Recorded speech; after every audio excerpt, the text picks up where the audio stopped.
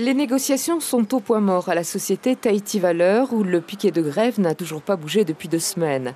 À l'origine du conflit, la scission en plusieurs filiales des différents services de l'entreprise et c'est justement celle chargée des convoyages de fonds qui s'est mise en grève.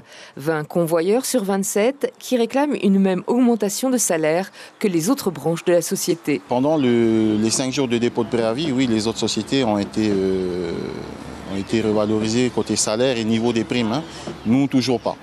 Ça bloque encore. La direction reste butée sur la proposition de ne rien nous augmenter. Ils estiment que nos salaires ont été impactés, surtout la prime d'ancienneté.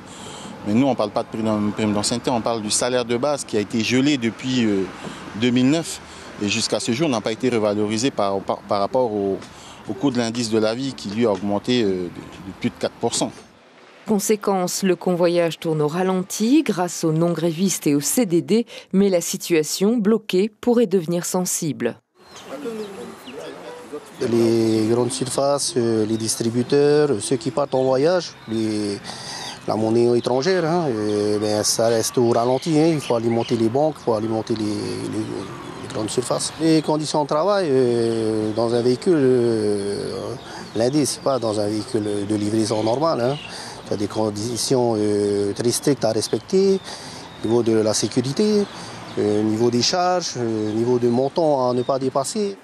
Contactée par notre rédaction, la direction de la société Tahiti Valeurs n'a pas souhaité s'exprimer. L'information en continu sur Polynésie la première, Internet et réseaux sociaux.